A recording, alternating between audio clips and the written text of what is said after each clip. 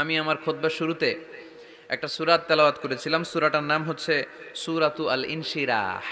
সূরাটার নাম, এই ২০ মিনিট একটু আওয়াজ করে উত্তর দিতে হবে। সূরার নাম সূরাতুল ইনশিরাহ। কি নাম সূরার? কোন কোন কোরআনের নুসখায় এই সূরাটাকে আপনি দেখবেন সূরাতু আশ-শারহ নামেও অভিহিত করা হয়েছে। ইনশিরাহ মানে খুলে দেওয়া, ইনশিরাহ মানে প্রশস্ত করে দেওয়া। ইসলামের জন্য, কোরআনের জন্য বিশ্বনবীর হৃদয়টাকে খুলে দিয়েছে কে? আল্লাহ।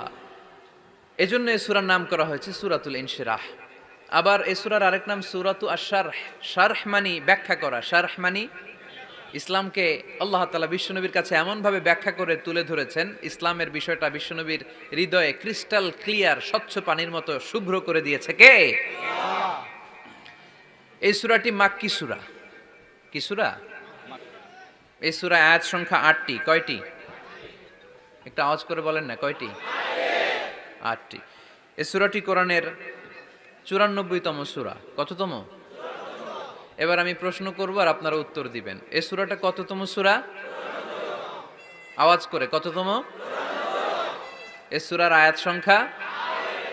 সূরাটি মাদানী সূরা। কি সূরা? মনে থাকবে?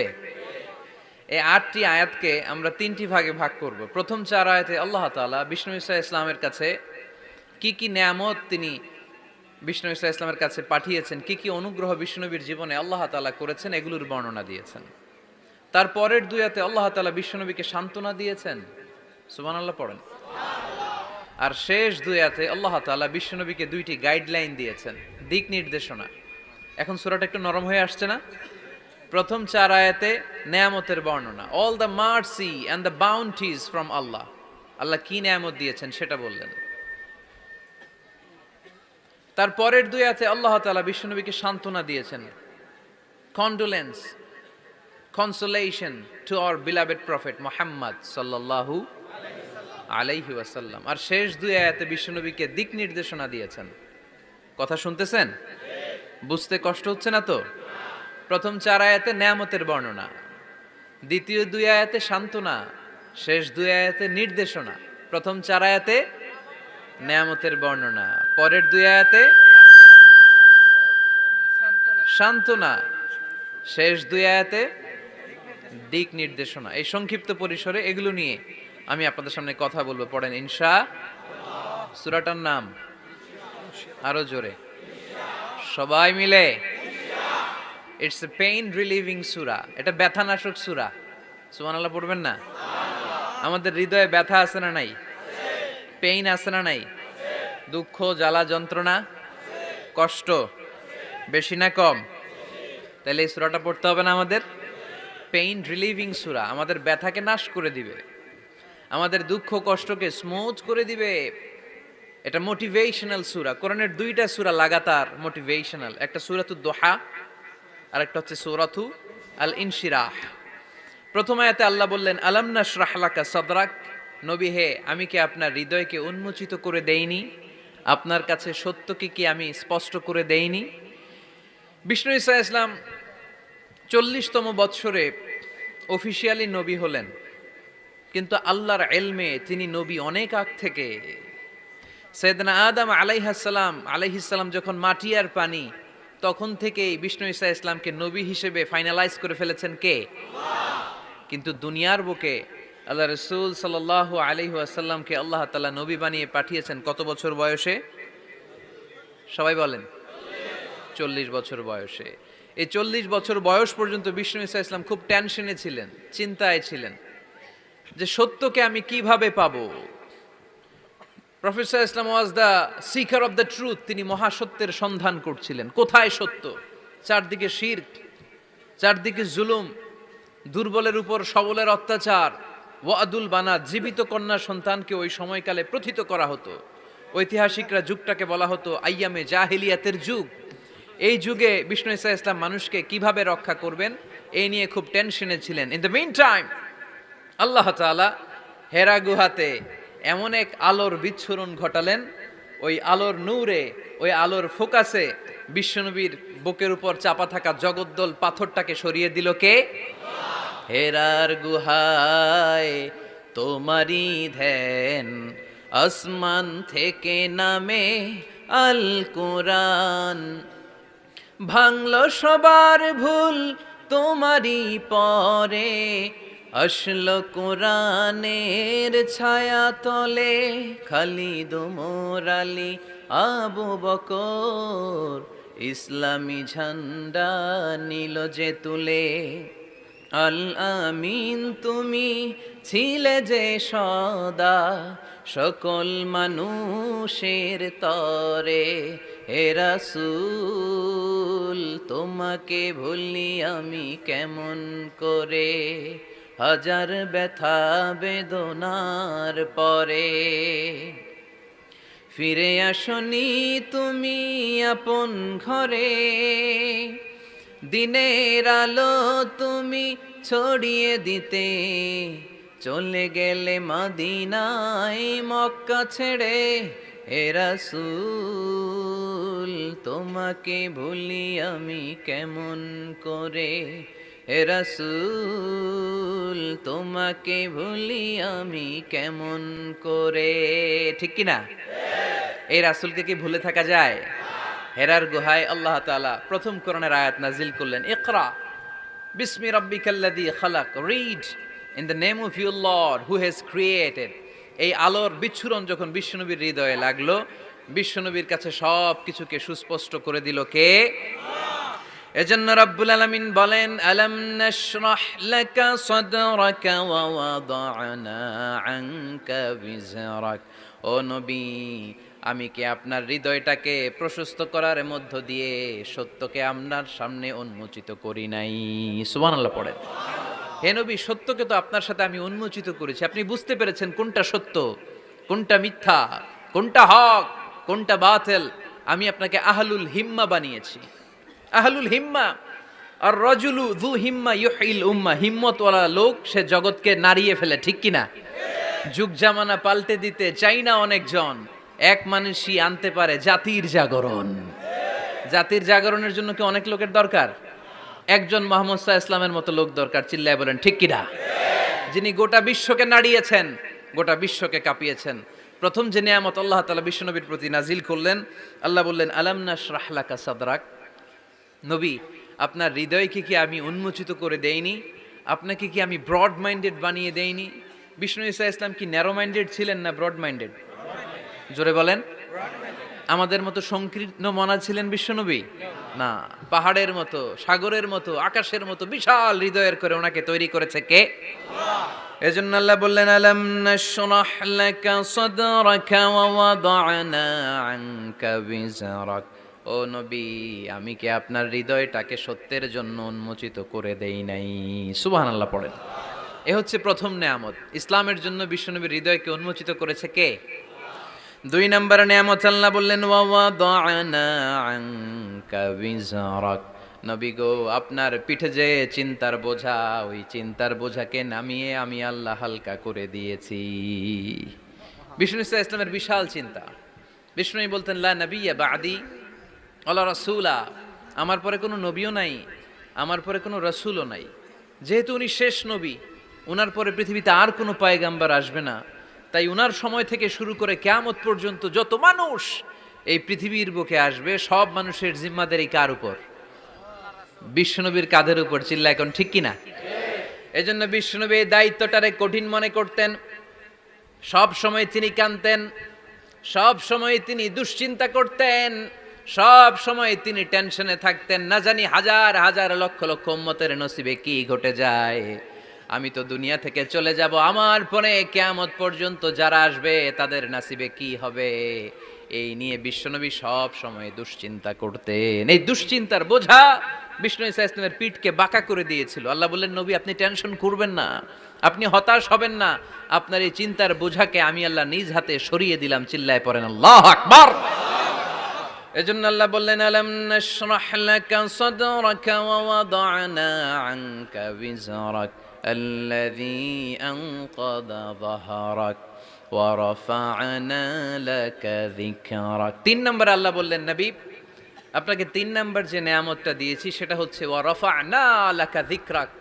আপনার সম্মানকে, মর্যাদাকে আপনার নাম ধাম সুনাম আর সুখ্যাতিকে আমি আকাশ বাতাস ছাপিয়ে সাত আকাশ কাঁপিয়ে আরশ পর্যন্ত তুলে ধরেছি। I have dignified your status, O my beloved prophet Muhammad sallallahu আলাইহি ওয়াসাল্লাম। আপনার মর্যাদা অনেক উপরে, অনেক অনেক উপরে আমি নিয়েছি। আপনার মর্যাদার ধারে কাছেও পৃথিবীর কোনো ব্যক্তি যেতে পারবে। গোটা বিশ্বের সব নবীদের মর্যাদাকে যদি এক পাল্লায় রাখা হয় আর বিশ্বনবীর মর্যাদাকে আরেক পাল্লায় রাখা হলে মুহূর্তের মধ্যে বিশ্বনবীর মর্যাদার পাল্লা ভারী হয়ে যাবে। এই আয়াত যখন নাজিল হলো, রাফা'না লাকা যিকরাক, নবী আপনার সম্মানকে, আপনার মর্যাদাকে, আপনার সুনাম সুখ্যাতিকে আমি আকাশ পর্যন্ত বুলন্দ করেছি। এই আয়াত নাজিল হওয়ার পরে মক্কার কাফিরেরা হাসতে আরম্ভ করলো। তারা বলল, বলে কি? যার সাঙ্গপাঙ্গ হাতে গোনা মাত্র কয়েকজন, যেই লোকটা জানে বাসে কিনা আমাদের হাত থেকে ওইটাই সন্দেহ, তার নাম সুনাম সুখ্যাতি নাকি সারা বিশ্বে ছড়ায় পড়বে। তারা বিশ্বাসই করতে পারছিল না। আল্লাহ বলেন, তোরা আমার নবীর বিরুদ্ধে অপপ্রচার করবি, তোদের অপপ্রচারকেই আমি আমার নবীর প্রচার মাধ্যম বানিয়ে দেব। আমাদের বিরুদ্ধে অপপ্রচার করলে আমাদের লাভ না লস? আমাদের লাভ, কারণ আমাদের প্রচার কমিটি হচ্ছে ওরা, যারা আমাদের বিরুদ্ধে লাগে, ঠিক কিনা? প্রত্যেকটা অর্গানাইজেশনের, প্রত্যেকটা ইনস্টিটিউশনের, প্রত্যেকের একটা পাবলিসিটির কমিটি বা টিম থাকার দরকার আছে না নাই? আমাদের পাবলিসিটি করার টিমের দায়িত্ব ওরা নিয়ে নিস। আমাদের কোনো পাবলিসিটি করা লাগে না, গোটা বিশ্বে আমাদের নাম ওরাই ছড়াই দিচ্ছে। চিল্লায় বলেন ঠিক কিনা? আল্লাহ বললেন, তোরা এই কথা বলিস, তোদের মাধ্যমে আমি আমার নবীর প্রচার করব। বিষ্ণু ঈসা ইসলাম মক্কায় দাওয়াত দিতে শুরু করলেন। হজের মৌসুম আসলো, গোটা বিশ্ব থেকে হাজী সাহেবরা চলে আসলো। মিনার ময়দানে সব হাজী সাহেবরা তাঁবুর ভিতরে অবস্থান নিল। আবু জাহেল বলে, এই তো সুযোগ, আমার কর্মীরা তোরা সবাই যে হাজী সাহেবদের তাঁবুর ভেতরে যে বলবি, খবরদার, গোটা বিশ্ব থেকে আসা লাখো লাখো হাজিরা হজ করতে আসছো, ভালো কথা, জমজমের পানি খাও, খেজুর খাও, জায়নামাজ কিনো, অসুবিধা নাই, কিন্তু আমাদের মক্কা শহরে একটা নতুন পাগল আসছে, তার নাম মুহাম্মদ। নাউজুবিল্লাহ পড়বেন না? নতুন পাগল এসেছে, নতুন জাদুকর, নাম কি? মুহাম্মদ সাল্লাল্লাহু আলাইহি ওয়াসাল্লাম। তোমরা হজ করতে এসেছো, হজ করো, জমজমের পানি খাও, খেজুর খাও, কিন্তু মুহাম্মাদের কাছে যেও না। তার জাদু, তার magician power, it's not a simple magic, এটা সাধারণ ম্যাজিক নয়। তার কথা শুনলে বাপ ছেলের সম্পর্ক ছিন্ন হয়ে যায়, তার কথা শুনলে মা মেয়ের সম্পর্ক সেপারেট হয়ে যায়, তার কাছে গেলে স্বামী তার স্ত্রীকে ছিন্ন করে দেয়। খবরদার, তোমরা হজ করে ডিরেক্টলি নিজ নিজ এলাকায় দেশে ফিরে যাবা, এই জাদুকরের কাছে যেও। আচ্ছা, আপনারা বুঝে শুনে উত্তর দেন। এই যে হজের মৌসুমে লক্ষ লক্ষ মানুষ হজ করতে এসে মিনার তাঁবুতে অবস্থান করতেছে, এদের একটা লোকও কি বিশ্বনবীর নাম জানতো? কথা বুঝে নাই বোধহয়। এ হাজী সাহেবরা যারা আসছিল লক্ষ লক্ষ, ওই টাইমে একজনও কি বিষ্ণু ঈসা ইসলাম, ওনার নাম যে মুহাম্মদ, এই নামটা জানতো? আবু জাহেলের এই অপপ্রচারের মাধ্যমে প্রথম জানতে পারলো, ঠিক কিনা? এরপর প্রথম জানার পরে মনে মনে কই, কি রে, জীবনে তো এত বড় জাদুকরের নাম শুনি নাই, জীবনে তো এই মুহাম্মাদের নাম শুনি নাই, কি জাদু দেখায়, হজ করি আর না করি জাদু দেখে যাবো। কথা বলেন। এর কারণ আল ইনসানু হারিসুন আলা মা মুনিআ, মানুষকে যেটা নিষেধ করা হয় বেশি, মানুষ এটা করতে চায় বেশি। সবাই নিয়ত করে ফেলাইছে, হজের পরে এই মুহাম্মাদের সাথে দেখা না করে আমরা এলাকায় ফিরবো। সবাই এবার দলে দলে বিষ্ণু ঈসা ইসলামকে খুঁজতেছে। সুবহানাল্লাহ পড়বেন না? বিশ্বনবীর বাড়ির সামনে মানুষের বিশাল লাইন। আবু জাহেল কয়, সর্বনাশ, চাইছিলাম কি আর হইল কি, করতে চেয়েছিলাম অপপ্রচার, ওইটারে আল্লাহ বানায় ফেলছে কি প্রচার। আল্লাহ বললেন, তোরা আফসোস করছিস যে কেন এই আয়াত নাজিল হয়েছে, আর তোরা স্পর্ধার সাথে বলছিস যে এই লোকের সুনাম সুখ্যাতি গোটা বিশ্বে কিভাবে ছড়াবে, তোদের অপপ্রচারকেই আমি আমার নবীর প্রচার মাধ্যম বানিয়ে দিয়েছি। রাফা'না লাকা যিকরাক, নবী হে, আপনার নাম ধাম সুনাম সুখ্যাতি আমি আকাশ চুম্বি করেছি। লোকজন বিশ্বনবীর সাথে দেখা করতে আসলো। দেখা করতে এসে বিশ্বনবীর নূরানি চেহারাটা দেখে সবাই পাগল হয়ে যায়। চাঁদের চেয়ে সুন্দর তুমি নবী আমার কামলিওয়ালা, চাঁদের চেয়ে সুন্দর তুমি নবী আমার কামলিওয়ালা, দু জাহানের বাদশাহ তুমি প্যারা নবী সাল্লে আলা, দু জাহানের বাদশাহ তুমি প্যারা নবী সাল্লে আলা চাঁদের চেয়ে সুন্দর তুমি নবী আমার কমলিওয়ালা সুবহানাল্লাহ পড়েন। বিশ্বনবীর নুরানি চেহারা দেখে প্রথম ধাক্কায় লোকজন বেহুশ, এসে দেখে কি নুরানি চেহারা, আমার পেয়ারা নবীর কি চমৎকার দাড়ি, কি চমৎকার বাবরি চুল, কি চমৎকার জুব্বা। জীবনে এত সুন্দর সুশ্রী পরিচ্ছন্ন মানুষ তারা জীবনে দেখে নাই। তারা বলে আবু জাহিল্লাই কইছি কি দেখি কি, কোনদিন কশিন কালেও এই লোকটা পাগল হতে পারে না, কারণ পাগলের চুল থাকে উস্কো খুস্কো। এলাকায় পাগল আছে না? পাগলরা চুল আশ্রায়, উস্কো খুস্কো চুল। পাগলদের চুলের মধ্যে থাকে জট, জামার মধ্যে থাকে ময়লা, ছেঁড়া ফাড়া জামা পড়ে কি যেন বলে, তারা নিজেরাই জানে না, এমন কোনো কিছু মুহাম্মদের মধ্যে দেখা যায় না। আবার এই লোক কশিনকালেও জাদুকর হতে পারে না, কারণ জাদুকররা মন্ত্র পড়ে বিড়বিড় করে, ঠিক কিনা? এই লোক তো মন্ত্র পড়ে না, বিড়বিড় করে না, এমন এক কিতাব থেকে এই লোকটা আমাদেরকে কথা শোনায়, তার কথা শুনলে হৃদয়টারে ঠান্ডা করে দেয় কে? বিশ্বনবীর বিরুদ্ধে অপপ্রচারকে প্রচার মাধ্যম বানিয়ে দিল কে? আল্লাহ বললেন নবী হে, নো টেনশন, ওয়া রাফা'না লাকা যিকরাক, I have dignified your status. আকাশ বাতাস ছাপিয়ে, সাতাকাশ কাঁপিয়ে, আমার আরশ পর্যন্ত আপনার মর্যাদাকে আমি সুউচ্চ করেছি। চিল্লায় পড়েন সুবহানাল্লাহ। হাইসুমা যুকিরতু যুকিরতা মাই, হাদিসে কুদসিতে এসেছে কিভাবে আল্লাহ রাসূল সাল্লাল্লাহু আলাইহি ওয়াসাল্লামের নামকে সুউচ্চ করা হলো। আল্লাহ বলেন নবী হাইসুমা যুকিরতু যুকিরতা মাই, যেখানেই নবী আমার নাম নেওয়া হবে, আমার পরপরই আপনার নামও নেওয়া হবে।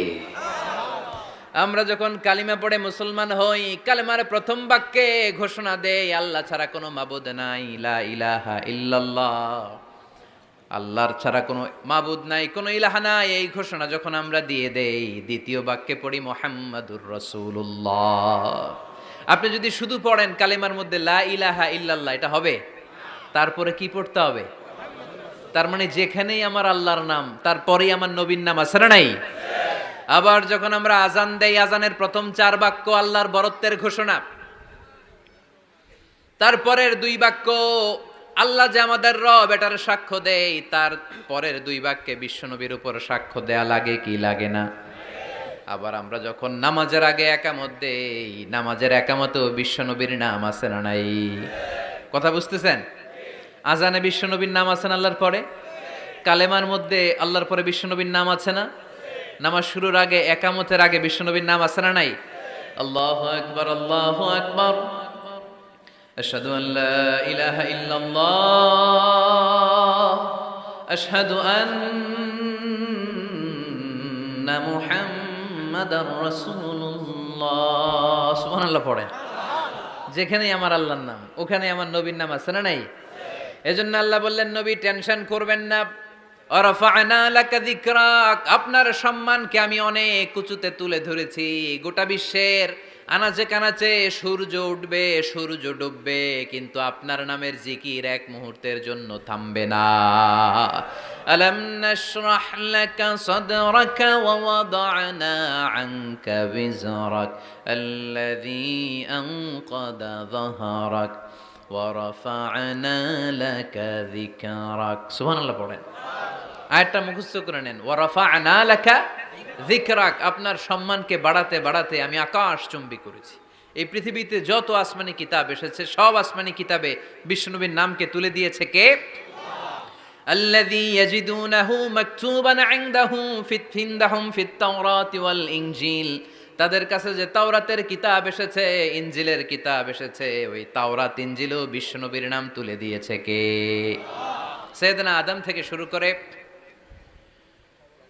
ঈসা আলাইহিস সালাম পর্যন্ত এই পৃথিবীতে যত আম্বিয়া আলাইহিমুস সালাম এসেছে, তাদের প্রত্যেকেই বিশ্বনবী যে এই পৃথিবীতে আসবে তার সুসংবাদ দিয়েছে। সুবহানাল্লাহ পড়েন। সব নবীরা বলেছে যে আমাদের সর্বশেষে এই সিলসিলাতুল আম্বিয়া, নবীদের যে চেইন, সর্বশেষ যেই নবীকে আল্লাহ তাআলা এই পৃথিবীতে পাঠিয়ে আম্বিয়া আলাইহিমুস সালাম পাঠানোর ধারাবাহিকতাকে আল্লাহ তাআলা কাট আপ করবেন, স্টপ করে দিবেন, ক্লোজ করে দিবেন, ওই নবীর নাম হচ্ছে মুহাম্মদ সাল্লাল্লাহু। সাইয়েদনা ঈসা আলাইহিস সালাম এসে সরাসরি সুসংবাদ দিয়েছেন, ইয়াতি মিন বাদি ইসমুহু বলেন ইয়াতি মিন বাদি ইসমুহু, ইয়াতি মিন বাদি, আমার পরে এমন এক নবী আসবে ইসমুহু আহমদ, তার নাম হবে আহমদ, বড় বিশ্বস্ত। সে কোন বন্ধু বলো বেশি বিশ্বস্ত, সে কোন বন্ধু বলো বড় বিশ্বস্ত, কার কাছে মন খুলে দেয়া যায়, কার কাছে প্রাণ খুলে বলা যায়, হওয়া যায় বেশি আশ্বস্ত। তার নাম আহমদ, বড় বিশ্বস্ত। সুবহানাল্লাহ পড়েন। ইয়াতি মিন বাদি ইসমুহু আহমদ, বড় বিশ্বস্ত। সুবহানাল্লাহ পড়েন। সাইয়েদনা ঈসা আলাইহিস সালাম এসে সরাসরি ঘোষণা দিলেন, আমার পরে এমন একজন নবী আসবে যার নাম হবে আহমদ, যার নাম হবে আহমদ। সবচাইতে বেশি প্রশংসা করেছে যিনি আল্লাহ তাআলার, এবং কিয়ামতের দিন লিওয়াউল হামদ, এই প্রশংসার পতাকা নিয়ে তিনি জান্নাতের দরজায় করা নাড়বেন। আর তিনি জান্নাতের দরজায় নক করার আগ পর্যন্ত কারো জন্য জান্নাতের দরজা খোলা হবে না। এজন্য আল্লাহ বললেন, আলাম নাশরাহ লাকা সাদরাকা ওয়া ওয়াদা'না আনকা বিজরাক আল্লাযী আনকাদা যাহরাক ওয়া রাফা'না লাকা যিকরাক। সুবহানাল্লাহ পড়েন। হে নবী, আপনার মর্যাদাকে আমি বুলন্দ করেছি। তিনটা নেয়ামতের বর্ণনা যখন দিলেন, এরপরে আল্লাহ বিশ্বনবী ঈসা ইসলামকে এলাকায় আজান কয়টায়? 45-এ। টাইম একেবারে শেষ না? ফাইন্না মা'আল উসরি ইউসরা, কনসোলেশন। এবার সান্ত্বনা দিচ্ছেন, নবী আপনি টেনশন করবেন না, আপনি চিন্তা করবেন না, কারণ ফাইন্না মা'আল উসরি ইউসরা, indeed with every hardship there is ease. প্রত্যেক কষ্টের পরেই আনন্দ আছে না নাই? প্রত্যেক দুঃখের পরেই সুখ দিয়েছে কে? এই যে পরীক্ষার জন্য তোমরা যারা অনেক কষ্ট করে পড়াশোনা করো, তারপর ফলাফল যদি ভালো হয়, আনন্দ আছে না নাই? যারা চাকরি করেন, সারা মাস কষ্ট করার পরে মাস শেষে যখন বেতনটা আসে, সুখ আছে না নাই? হ্যাঁ, রোজা রাখতে কত কষ্ট, কিন্তু ইফতারির সময় আনন্দ আছে না নাই? তারাবির নামাজ কষ্ট লাগে না? 20 রাকাত, কোমর ব্যথা হয়ে যায়, হাঁটু ব্যথা হয়ে যায়, কিন্তু 20টা রাকাত যখন কমপ্লিট করি তখন একটা সুখ আর আনন্দ অন্তরে আছে না নাই?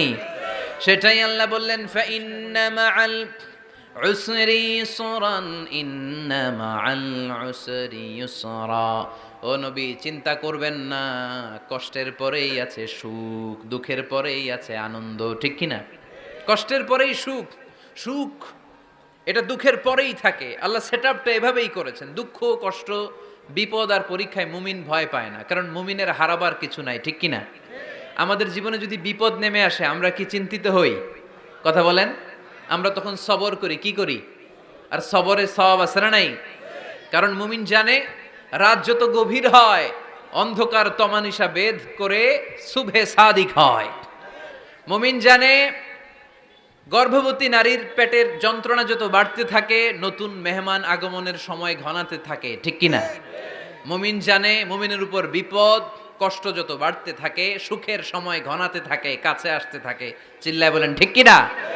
এজন্য আল্লাহ বললেন, ফাইন্না মা'আল উসরি ইউসরান, ইন্না মা'আল উসরি ইউসরা। ও নবী, চিন্তা করবেন না, পেরেশান হবেন না। মাক্কি জীবনে আপনার দুঃখ কষ্ট, কিন্তু কিছুদিন পরেই মাদানী জীবনে আপনার জীবনে সুখ নামিয়ে দিবে কে? আপনার জীবনে আনন্দের বন্যা বইয়ে দিবে কে? মোটিভেশনাল সূরা, পেইন রিলিভিং সূরা। আপনি বিপদে পড়লেই এই আয়াত নিয়ে চিন্তা করবেন যে বিপদের পরেই আনন্দ আছে, কষ্টের পরেই দুঃখ আছে। সমস্যা যেমনি আছে, সমস্যার সমাধানও। কথা বলেন, সমস্যা যদি থাকে ওইটার সমাধান আছে না নাই? Allah never creates a lock without its key. আল্লাহ এমন কোনো তালা বানায় নাই যেই তালার জন্য চাবি বানায় নাই। ঠিক কি না? তালা যদি বানায়, ওই তালার কি আছে? সমস্যা যদি থাকে, ওইটার কি আছে? এজন্য কষ্টের পরেই আনন্দ, দুঃখের পরেই সুখ, চিন্তা করার সুযোগ নাই। সবশেষ আল্লাহ গাইডলাইন দিলেন। প্রথম গাইডলাইন, ফাইদা ফারাগতা ফানসাব ওয়া ইলা রাব্বিকা ফারগাব। ফাইদা ফারাগতা ফানসাব। হে নবী, যখন আপনি দাওয়াতি কাজ করে করে, রাষ্ট্রীয় কাজ করে করে একটু ফুরসাত পাবেন, অবসর পাবেন ফাংসাব ফিল ইবাদা, আপনি একটু ইবাদতে মশগুল হয়ে যান, আপনি একটু দোয়ায় মশগুল হয়ে যান। ওয়া ইলা রাব্বিকা ফারগাব, আর আপনার রবের দিকে মনোনিবেশ করুন। ব্যথা যদি পান, কষ্ট যদি পান, আমারে বলেন, অন্যরে বলেন না। কিন্তু আমরা ব্যথা পাইলে শেয়ার করি কোথায়? সবার আগে কি বুকে? ফেসবুকে। কষ্ট পেয়েছি, দুঃখ পেয়েছি, কোথায় শেয়ার করি? কেউ যদি আমারে কষ্ট দেয়, আমি বদলা নিতে চাই, ঠিক কি না? কিন্তু ইসলাম বলে বদলা না নিয়ে বদলে দাও। কি করবেন? বদলা নিও না, বদলে দাও। আল্লাহর কাছে বলো, বন্ধুর কাছে বলার আগে, স্ত্রীর কাছে বলার আগে, ফেসবুকে শেয়ার করার আগে কষ্টের কথা শেয়ার করব কার কাছে? বিশ্বনবী সাল্লাল্লাহু আলাইহি ওয়াসাল্লাম আমাদেরকে এটাই শিখিয়েছেন। এই শিক্ষার মধ্য দিয়ে গোটা বিশ্বকে তিনি চেঞ্জ করে দিয়েছেন। তার নাম, আওয়াজ করে বলতে হবে, তার নাম মুহাম্মদ সাল্লাল্লাহু আলাইহি ওয়াসাল্লাম। এই সূরা থেকে আমাদের জন্য শিক্ষা হচ্ছে, আমরা বিপদে আপদে সব সময় ভরসা রাখবো একজনের উপর, তিনি কে? আর মনে রাখতে হবে, the grief is impermanent, the struggle is impermanent. এই পৃথিবীর কোনো দুঃখ, কষ্ট আর সমস্যা এটা পার্মানেন্ট নয়। সমস্যার পরে সমাধান আছে, দুঃখের পরে আনন্দ আছে। এই বিপদ পরীক্ষাগুলো আল্লাহ তাআলা আমাদেরকে দেন আমাদের কোমরকে সোজা করার জন্য, আমাদের পায়ের নিচের মাটিকে শক্ত করার জন্য। প্রতিকূল পরিবেশে কি করে টিকে থাকতে হয় সেটা ট্রেনিং হিসেবে এই পরীক্ষাগুলো আমাদের জীবনে দেয় কে? আর ফাইদা ফারাগতা ফাংসাব, ফাইদা ফারাগতা ফাংসাব। ও নবী, যখনই আপনি অবসর পাবেন, অবসর সময়টা আমরা কাজে লাগাবো। রাজি আছেন তো?